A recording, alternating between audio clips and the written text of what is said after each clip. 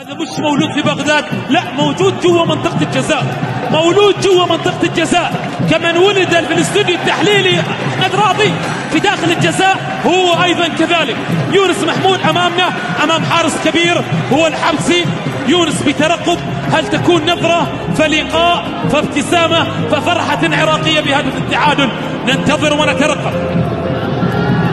هنا الدعوات التي تأتي أمامنا الآن وبنظرات يافعة ونظرات كبيرة للكبار أيضا. يونس محمود وأمام الكبير الحمصي، يونس يتقدم، يا سلام يا سلام، يا أجملك يا يونس يا محمود، ما أجملك يا يونس يا محمود. وهذه تذكرنا بلقطة زيدان وبوفون مونديال 2006 بالافتتاح، ما لها إلا هذه الذكرى بنفس الطريقة. حارس كبير ولاعب كبير ويضعها في سقف المرمى، ويا برودك ويا جنونك، يا برودك ويا جنونك. ولكن لما قلنا يا جماعة بأنه مولود داخل منطقة الجزاء، يونس محمود يحاول الأمور البحرين يأثر عليه بالصافرات. وحكيم شاكر مدرب منتخب العراق، التعادل 2-2 في رابع ضربة. يونس محمود، رابع ضربة يونس محمود. يونس محمود، يا قلبك يا أخي، يا قلبك يا أخي، يا المراوح اللي على قلبك يا أخي، يا هدوءك يا أخي.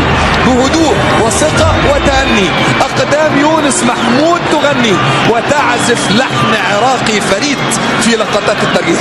ما يعمل دي إلا واحد عنده رصيد، لأن لو ضاعت يا يونس والله لو أي لعيب كرة لعبة زي دي ممكن تخلص عليه.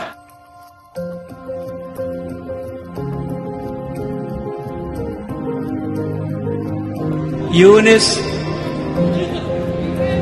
لعبها قوي يا يونس. يونس العب قوي يا يونس. يونس يلا يا يونس، قدم يونس، قدام الجول، لعبها كلمة معتادة للاعب ركلات الجزاء، لكن بعض الأحيان تخوف ويسجل منها هدف التقدم لفريق نادي أربيل بالدقيقة 64 من عمر المباراة.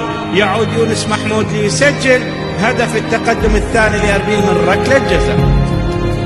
يعني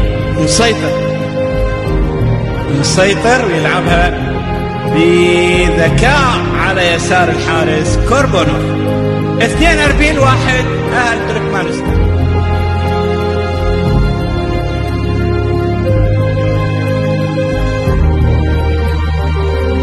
محمد مبارك وفي لحظة وترقب يونس محمود، هذه وين هذه وين هذه جول،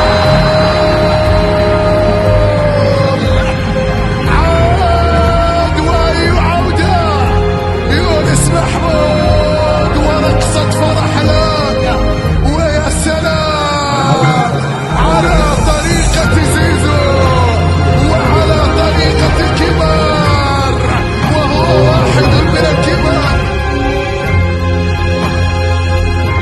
لمسة صعبة جدا. يونس محمود، يونس محمود، 4 إيران 3 العراق. الصورة أمامكم واضحة. آخر كرة في السلسلة الأولى بشرط التسجيل إن شاء الله، إن شاء الله. يونس محمود، علي رضا حقيقي.